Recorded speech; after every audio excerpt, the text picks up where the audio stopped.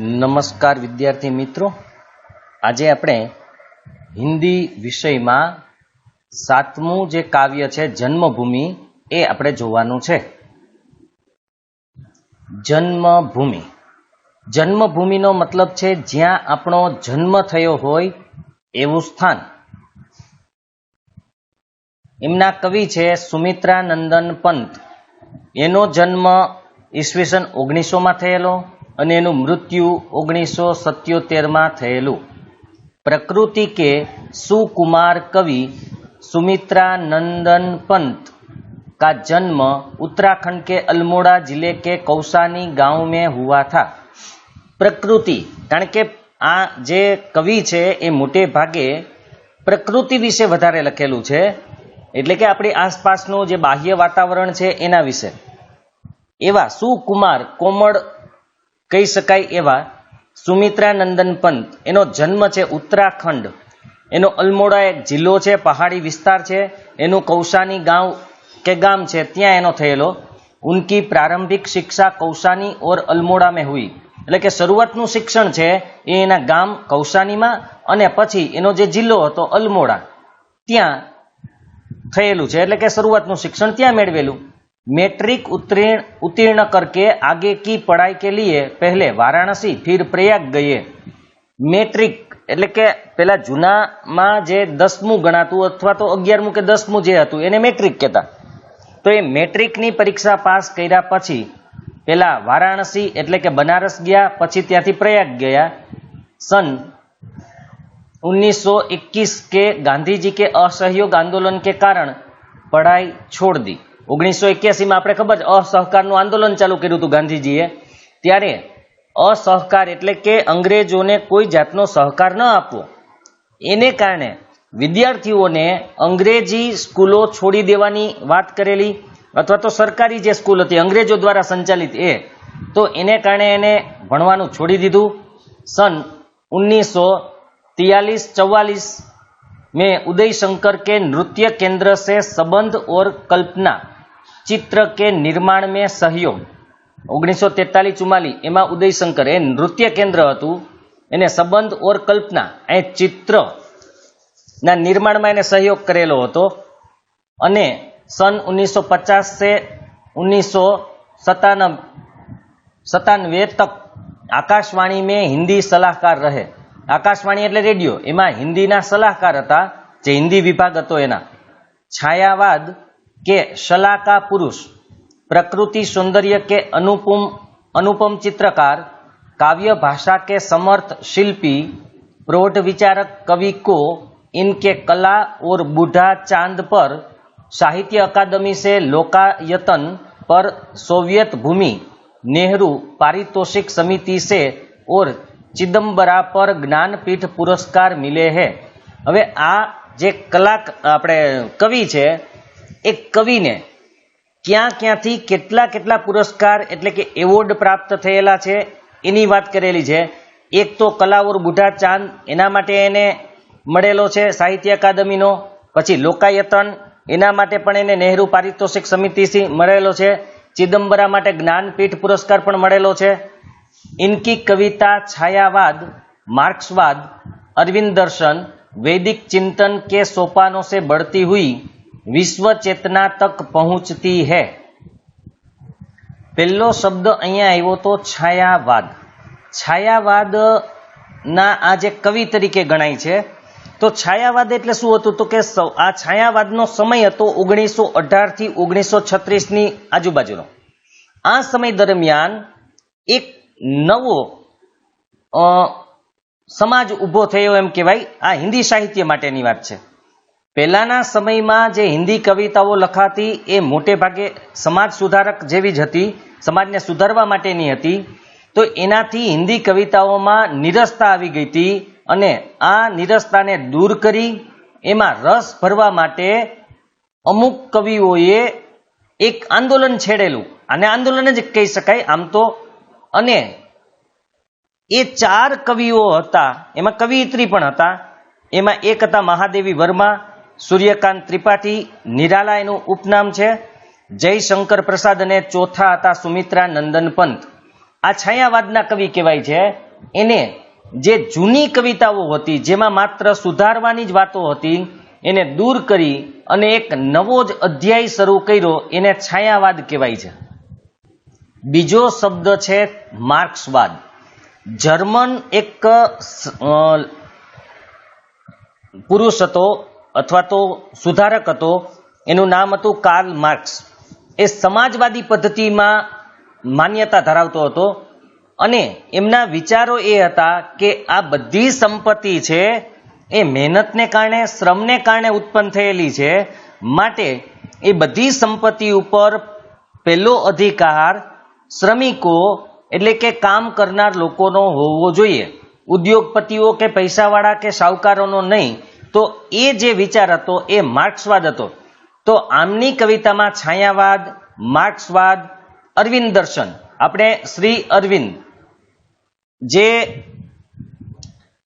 એક ક્રાંતિકારી પણ હતા અને ઋષિમુનિ તરીકે પણ એમને આશ્રમને એ પણ કરેલું, અને ઘણા બધા એ ત્યાર સમયના કવિઓ છે એ શ્રી અરવિંદના આશ્રમમાં રહેતા, એમની વિચારસરણીને અનુસરતા.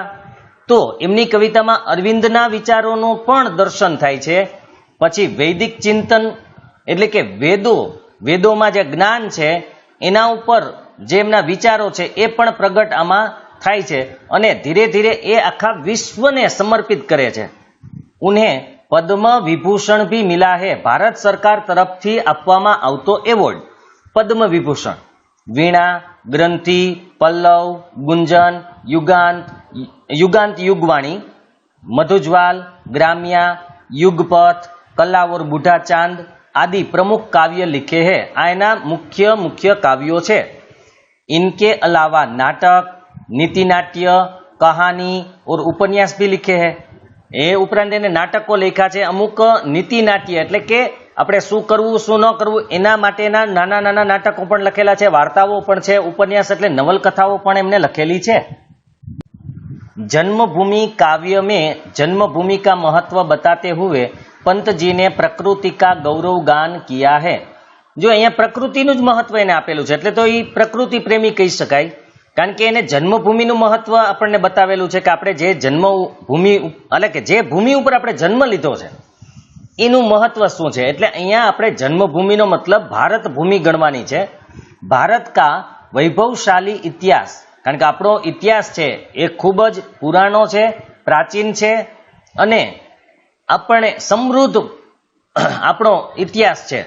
કારણ કે આપણા ઇતિહાસની અંદર ઘણા બધા મહાપુરુષો થઈ ગયા જેને સમાજને નવો રસ્તો બતાવેલો છે, માટે આપણે વૈભવશાળી ઇતિહાસ ધરાવીએ છીએ. આપણી પ્રકૃતિ પણ અનુપમ છે, કારણ કે આપણે હિમાલય, નદીઓ, મેદાનો, ઘણું બધું, મહાસાગરો અને महापुरुषों का वर्णन किया है. એટલે આ કવિતાની અંદર એને ઇતિહાસ, આપણી પ્રકૃતિની વાત કરેલી છે, આપણા મહાપુરુષોની વાત કરેલી છે. हमारे नारी रत्नों की बात बताते हुए पंत जी ने वसुधैव कुटुंबकम की भावना साकार की है.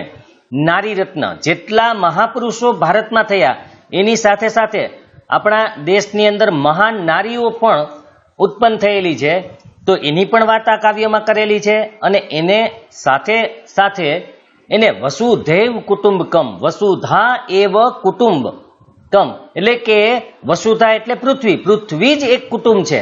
એને આપણે જે ભાઈચારાની આપણી ભાવના છે, આપણી જે શાંતિની વાત છે, કારણ કે એવું કહેવાય છે કે ભારતની જે પ્રજા છે એ પ્રાચીન હોય કે અર્વાચીન હોય, ક્યારેય કોઈ ઉપર કોઈ હુમલો કરેલો નથી કે કોઈની જમીન પડાવી લેવા માટે કે કોઈની ઉપર રાજ કરવા માટે યુદ્ધ કરેલ નથી. એટલે કે આપણે શાંતિના દૂત છીએ એમ પણ કહી શકીએ.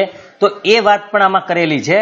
હવે આપણે કાવ્યની વાત કરીએ તો જનની જન્મભૂમિ પ્રિય અપની. જનની એટલે માતા, જન્મભૂમિ એટલે આપણે આગળ વાત કરી કે આપણો જન્મ જે જગ્યાએ થયેલો હોય તે આપણી જન્મભૂમિ કહેવાય. તો જનની એટલે માતા, જન્મભૂમિ પ્રિય અપની એટલે કે પોતાની માતા હોય કે પોતાની જન્મભૂમિ હોય એ આપણને સૌથી પ્રિય છે. જો સ્વર્ગાદ અપી ચિર ગરયસી, સ્વર્ગાદ અપી એટલે કે સ્વર્ગથી પણ, ચિર એટલે ખૂબ જ, ગરીયસી એટલે શ્રેષ્ઠ, જે સ્વર્ગથી પણ શ્રેષ્ઠ છે. એવું કહેવાય છે કે જ્યારે રામ છે એ લંકા જીતી લે છે ત્યારે લક્ષ્મણ એમને એમ કહે છે કે આપણે અહીંયા લંકા આપણને મળી ગઈ છે તો આપણે અહીંયા જ રાજ કરીએ અને અહીંયા જ રહીએ. ત્યારે રામે આ શબ્દ કહેલો કે જનની જન્મભૂમિશ્ચ સ્વર્ગાદ અપી ગરીયસી, એટલે કે માતા અને જન્મભૂમિ છે એ સ્વર્ગથી પણ શ્રેષ્ઠ છે. એટલે કે આપણે આપણી જન્મભૂમિ અયોધ્યા જવું જોઈએ. તો અહીંયા પણ આપણે એ જ વાત કરેલી છે કે આપણી માતા અને આપણી જન્મભૂમિ છે એ સ્વર્ગથી પણ શ્રેષ્ઠ છે અને એના માટે આપણે સ્વર્ગનો પણ ત્યાગ કરી શકીએ એવી આપણી જન્મભૂમિ છે. જીસકા ગૌરવ ભાલ હિમાચલ, અહીંયા હિમાચલ એટલે હિમાલય, બરાબર જોજો હિમાલય. જીસકા ગૌરવ, આપણું ગૌરવ છે ભારતનું, એનું મહત્વ છે ગૌરવ એટલે એ ભાલ, ભાલ એટલે કપાળ, મસ્તક, માથું. કોણ છે તો કે હિમાચલ એટલે કે હિમાલય. ભારતનું મસ્તક છે, માથું છે એ ગૌરવશાળી, ગૌરવ અપાવે એવો હિમાલય છે. હિમાલય રૂપી આપણું મસ્તક આવેલું છે. સ્વર્ણધરા હસ્તી ચીર શ્યામલ, સ્વર્ણધરા, સ્વર્ણ એટલે સોના રૂપી, ધરા એટલે જમીન, હસ્તી ચીર, ચીર એટલે આપણે કીધું ખૂબ જ, શ્યામલ, શ્યામલ એટલે થોડું થોડું કાળું હોય એવો, જે આપણે શ્યામ કહીએ છીએ તો થોડું થોડું કાળું હોય એને શ્યામલ કહેવાય. તો આપણી જે સોના જેવી જમીન છે એ ખૂબ જ હસ્તી એટલે કે આપણને અહીંયા આનંદ કરાવતી કે આનંદ પ્રાપ્ત કરતી, મતલબ કે સમૃદ્ધ. આપણી જે સહેજ કાળી જમીન છે જે સોના રૂપે છે, કારણ કે સોનાનું ઉત્પન્ન કરે છે એમ કહી શકાય, એટલે કે અનાજ રૂપી સોનું.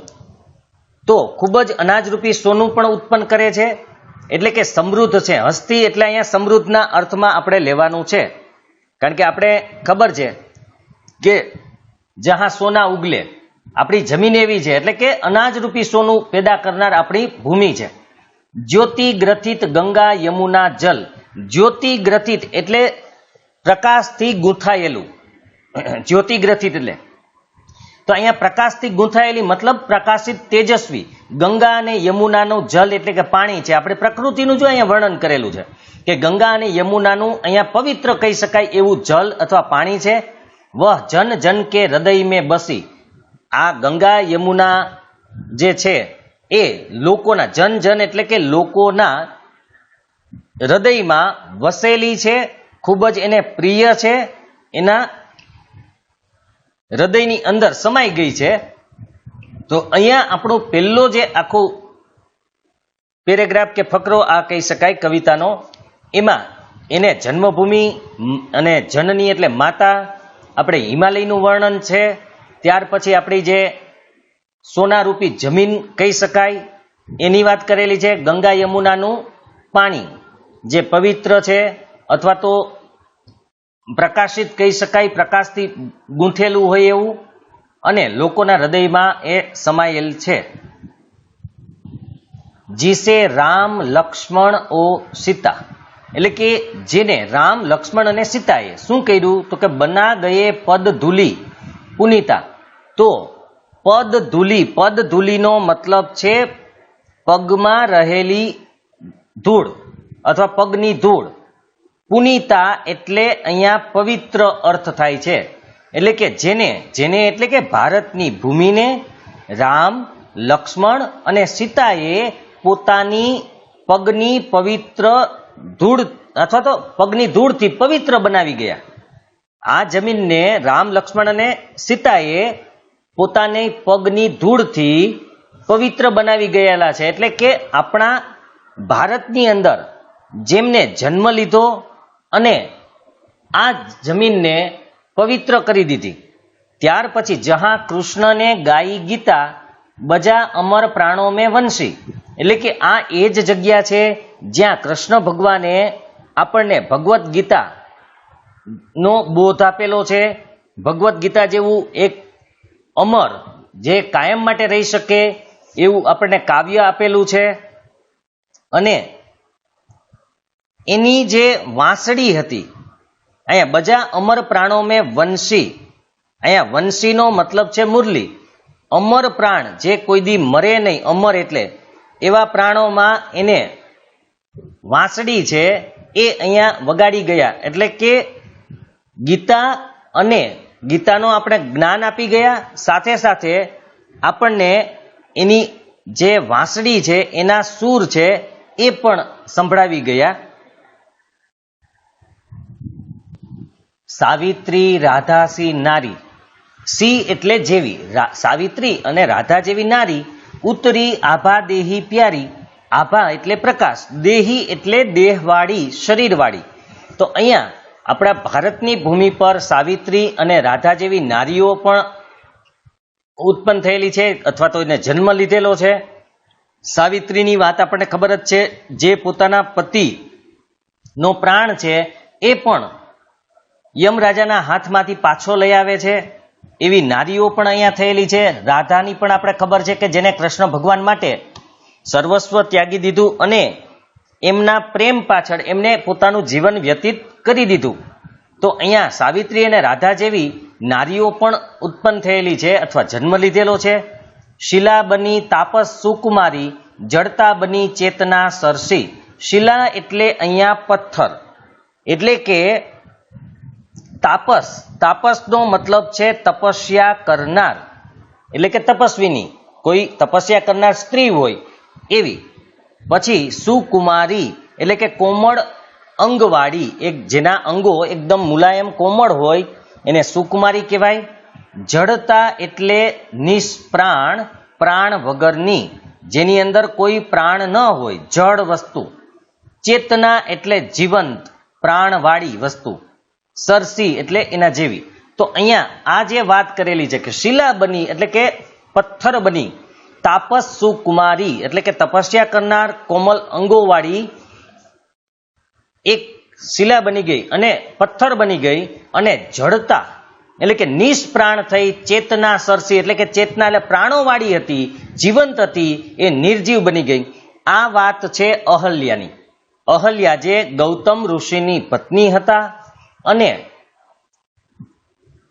ઇન્દ્ર જે છે એમના ઉપર કુદ્રષ્ટિ કહી શકાય એવી હતી, અને એક દિવસ એના પતિનું રૂપ લઈ અને એમની સાથે પ્રેમાલાપ કરે છે, અને ગૌતમ ઋષિને ખબર પડી જાય અથવા ગૌતમ ઋષિ જોઈ જાય છે, કારણ કે ઇન્દ્ર છે ગૌતમ ઋષિનું રૂપ લઈને અહલ્યા સાથે પ્રેમાલાપ કરતા હોય, પણ અહલ્યાને ખબર નથી કે એમના પતિ નથી. ગૌતમ ઋષિ જોઈ જાય છે અને એ એમને શાપ આપી દે છે કે પથ્થર બની જા, અને અહલ્યા છે એ પથ્થર બની જાય છે. પછી જ્યારે રામ જન્મ લઈને આવે છે ભારતમાં, ત્યારે એમના પગના સ્પર્શથી એ પાછા જીવંત થાય છે. તો અહીંયા એ જમીન છે કે જ્યાં આવા તપસ્વીની કોમલ અંગોવાળી જે સ્ત્રી હતા અહલ્યા, એ પથ્થર બની ગયા, જે જીવંત હતા એ જડ બની ગયા, એટલે કે નિર્જીવ બની ગયા. શાંતિ નિકેતન જહાં તપોવન, એટલે કે શાંતિ નિકેતન જેવું અહીંયા તપોવન છે, જ્યાં તપ કરવાની જગ્યા હોય એને તપોવન કહેવાય. તો અહીંયા શાંતિ નિકેતન જેવું તપોવન છે. ધ્યાનાવસ્થિત હો ઋષિ મુનિગણ, એટલે કે જ્યાં ઋષિ મુનિઓ છે ધ્યાન મગ્ન થઈને, તલ્લીન થઈને બેસેલા છે. ચિદ નભ મેં કરતે થે વિચરણ. ચિદ નભ અહીંયા જ્ઞાનના અર્થમાં છે ચિદ, જ્ઞાનનું આકાશમાં એ વિચરણ એટલે કે ફરતા હતા. જ્ઞાનરૂપી જે આકાશ હોય એની અંદર એમનું વિચરણ થતું હતું, એમાં એ ફરતા હતા. જહાં સત્ય કી કિરણે બરસી, એટલે કે જ્યાં સત્યરૂપી પ્રકાશ છે એ પથરાયેલો છે, એટલે કે જ્યાં હંમેશા સત્યનો જ વિજય થયેલો છે, સત્યનો જ સહારો લેવામાં આવેલો છે. તો અહીંયા કહેવાનો મતલબ છે કે શાંતિ નિકેતન જે તપ કરવાની ભૂમિ અથવા તપ કરવાનું વન છે, જ્યાં ઋષિમુનિઓ હંમેશા ધ્યાનમાં બેસતા અને જ્ઞાનરૂપી આકાશમાં હંમેશા એ ફરતા, વિચરણ કરતા, અને આ એવી જગ્યા છે કે જ્યાં હંમેશા સત્યની બોલબાલા છે, સત્યનું જ મહત્વ છે અને સત્યનું જ આચરણ કરેલું છે. આ એવી જગ્યા છે કે જ્યાં સત્ય કી કિરણે બરસે, એટલે કે સત્યનો હંમેશા આપણે કહી શકાય વરસાદ થાય અથવા વરસે છે સત્ય, જ્યાં અસત્યનો કોઈ ઉપયોગ નથી, જ્યાં અસત્યનો કોઈ મહત્વ નથી, એવી જગ્યા એટલે ભારત. આજ યુદ્ધ જર્જર જગજીવન પુનઃ કરેગા મંત્રોચ્ચારણ व वसुधैव बना कुटुंबकम उसके मुख पर ज्योति नवलसी जननी जन्मभूमि प्रिय अपनी जो स्वर्गाद अपी चिर गरीयसी. तो अहींया युद्ध जर्जर मतलब के युद्ध थी कमजोर थयेलुं, साव नबळुं थई गेलुं. जग जीवननो मतलब छे आखुं जगत. मंत्रोच्चारण एटले के मंत्रनुं उच्चारण करवुं, मंत्रो बोलवा. वसुधैव बना कुटुंबकम આપણે કીધું તો વસુધૈવ વસુધા એવ એટલે કે પૃથ્વી જ કુટુંબ છે. અહીંયા જ્યોતિ એટલે પ્રકાશ, નવલ એટલે નવી. તો આજ યુદ્ધ જર્જર જગજીવન એટલે કે આજે વિશ્વ એવી સ્થિતિ ઉપર આવેલું છે કે જ્યાં યુદ્ધથી સાવ નબળું પડી ગયેલું છે, એટલે કે સતત યુદ્ધો થઈ રહ્યા છે. યુદ્ધ જર્જર જગજીવન થઈ ગયેલું છે. લોકોનું જીવન છે એ આમ મુશ્કેલીમાં મુકાઈ ગયેલું છે. યુદ્ધના કગાર ઉપર હંમેશા આવેલું હોય, ગમે ત્યારે યુદ્ધ થઈ શકે એવી સ્થિતિ વર્ષો પહેલા પણ હતી અને હજુ પણ આવી સ્થિતિ છે. એટલે એ કહે છે, આ જ્યારે એમને કાવ્ય લખ્યું ત્યારે પણ, કારણ કે ત્યારે પણ વિશ્વ યુદ્ધો ને એ બધું થયેલા, એટલા માટે એ સમય દરમિયાન પણ હોઈ શકે. ત્યાર પછી આપણા ચીન અને આપણા અને પાકિસ્તાન વચ્ચે યુદ્ધ થયેલા. તો એ લખે છે અને આ કાયમ માટે સત્ય જ છે કે આજે વિશ્વના તમામ લોકો છે એ આજે યુદ્ધની ભયંકરતાઓ છે, યુદ્ધથી નબળું પડેલું વિશ્વ છે એ એનાથી લોકો ત્રાસી ગયા છે. અને પુનઃ કરેગા મંત્રોચ્ચારણ એટલે કે હવે માનવ જાતિને જો આપણે યુદ્ધમાંથી બચાવવું હોય તો ફરીથી મંત્રોચ્ચાર કરી અને વિશ્વમાં આપણે શાંતિનો પ્રચાર કે ફેલાવો કરવો જોઈએ. કારણ કે પહેલાના સમયમાં આપણે આ જ કરેલું હતું કે આપણે હંમેશા વેદોના અને એના મંત્રોથી શાંતિ સ્થાપવાનો જ પ્રયત્ન કરેલો છે. આપણી આખી સંસ્કૃતિ જ શાંતિની છે. તો ફરીથી આપણે મંત્રોચ્ચારણ દ્વારા વિશ્વમાં શાંતિ ફેલાવશું. અને વસુધૈવ બના કુટુંબકમ ઉસકે મુખ પર જ્યોતિ નવલસી એટલે કે પૃથ્વી ઉપર જે લોકો રહે છે એ કુટુંબની જેમ રહે, હળીમળીને રહે, આખું વિશ્વ એક કુટુંબ છે એવી ભાવના એને આપણે ફેલાવી અને એના મુખ પર, એના મોઢા પર એક નવા ચમક, નવી પ્રકાશ કે નવો પ્રકાશ કે નવી ચમક લઈ આવીએ એવી વાત કરેલી છે. એટલે કે આ જે યુદ્ધની સ્થિતિ છે એને દૂર કરી શાંતિનો ફેલાવો કરીએ, શાંતિનો પ્રચાર કરીએ અને આખા વિશ્વને એક કુટુંબ તરીકે આપણે જોઈ અને આખા વિશ્વને આપણે એક નવી જ્યોતિથી ભરી દઈએ. જનની જન્મભૂમિ પ્રિય અપની જો સ્વર્ગાદ અપી ચિર ગરીયસી. તો અહીં આપણું કાવ્ય છે એ પૂરું થાય છે. હવે આપણે સ્વાધ્યાયના પ્રશ્નો છે એ જોઈ લઈએ. જનની જન્મભૂમિ ખાલી જગ્યા છે મહાન હે, તો એમાં આવશે સ્વર્ગ, કારણ કે સ્વર્ગથી પણ મહાન છે. ભારત કા ભાલ ખાલી જગ્યા, એમાં આવશે હિમાચલ. હિમાલય છે એ ભારતનું કપાળ છે, કારણ કે ભારતના મસ્તક પર આવેલું છે. ગીતા કા ગાન કરને વાલે ખાલી જગ્યા થે, તો એમાં આવશે કૃષ્ણ. હવે એક એક વાક્યમાં આપણને ઉત્તર આપવાનો કીધું છે. જન જન કે હૃદય में कौन सी नदियां बसी है, तो जन जन के हृदय में गंगा तथा यमुना बसी है. બે નદી છે, ગંગા અને યમુના. कृष्ण ने किस ग्रंथ की रचना की, तो कृष्ण ये भगवत गीता नामक ग्रंथ की रचना की. जन्मभूमि में भारत की किन नारियों की बात बताई गई है, तो जन्मभूमि काव्य में सीता, राधा और अहल्या की बात बताई गई है. शांति निकेतन क्या है, तो शांति निकेतन शांति युक्त या शांतिदायक गृह है. એટલે કે શાંતિ આપનાર ગૃહ એટલે કે જગ્યા છે એવી.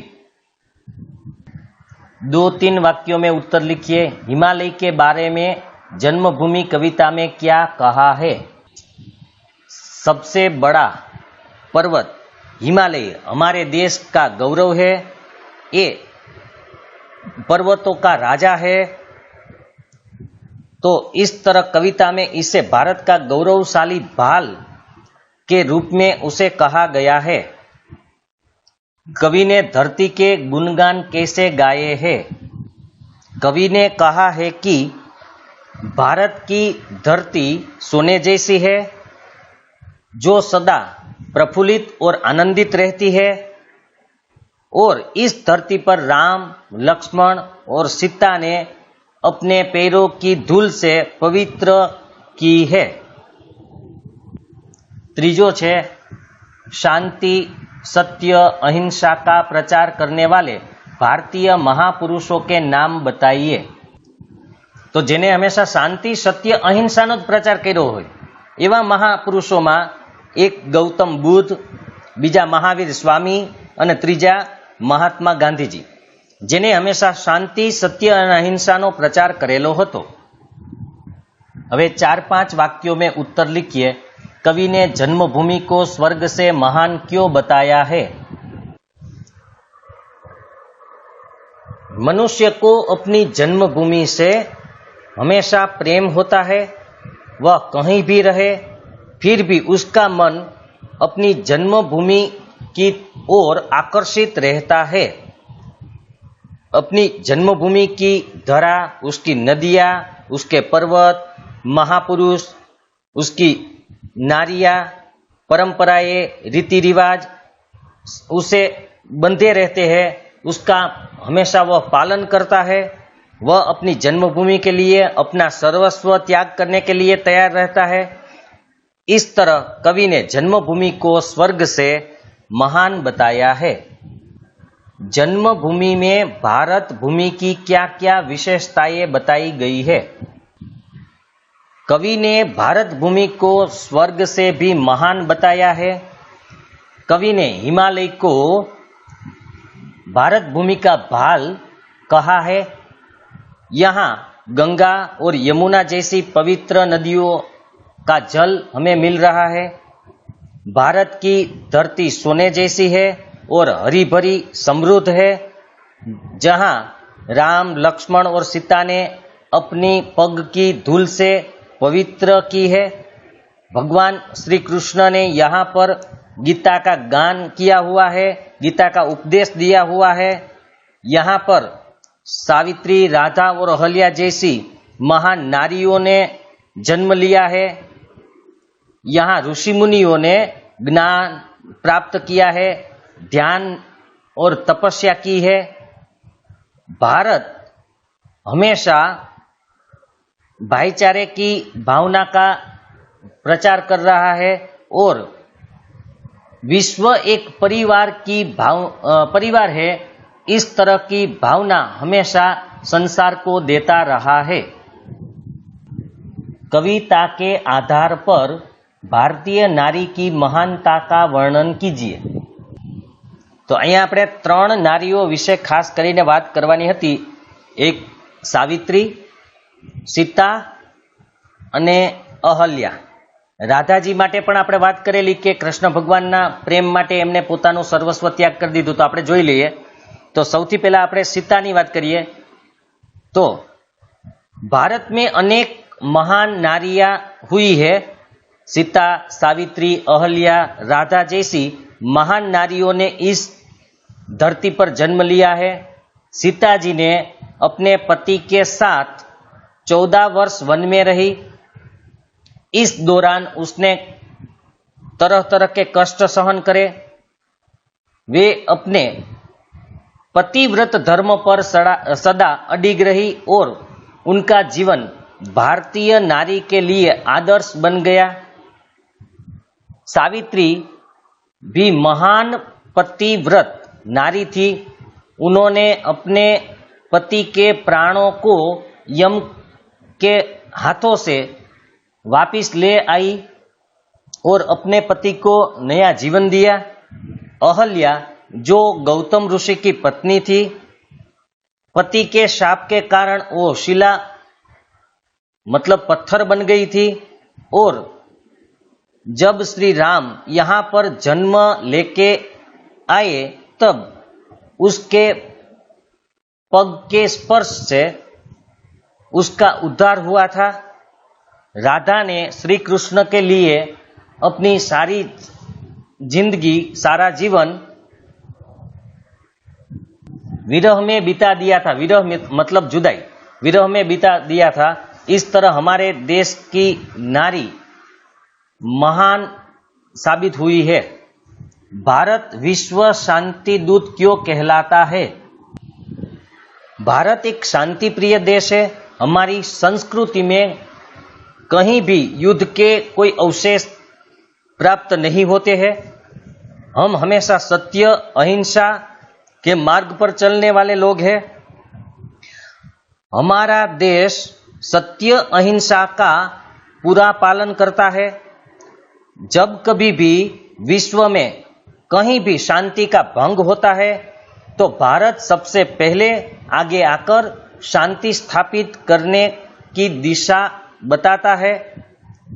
भारत की शांति सेना जो विश्व में कहीं भी युद्ध होता है या शांति भंग होती है, वहां जाकर शांति स्थापित करने के लिए राष्ट्र संघ को मदद करती है। शांति स्थापित करने में सदा हम आगे रहते हैं, इसलिए भारत विश्व शांति दूत कहलाता है।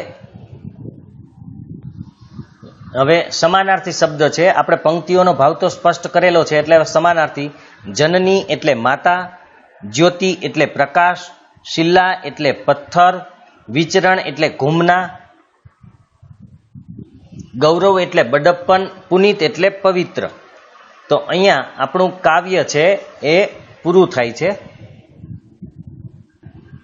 જો તમને આ કાવ્ય પસંદ પડેલ હોય તો લાઈક કરજો, શેર કરજો અને સબસ્ક્રાઇબ કરજો। આમના આપણે જે પ્રશ્ન જવાબની વાત કરી એ પણ તમારે પરીક્ષા સમયે વાંચવામાં, રિવિઝન કરવામાં પણ કામ લાગશે। તો આ બરાબર અભ્યાસ કરી લેજો।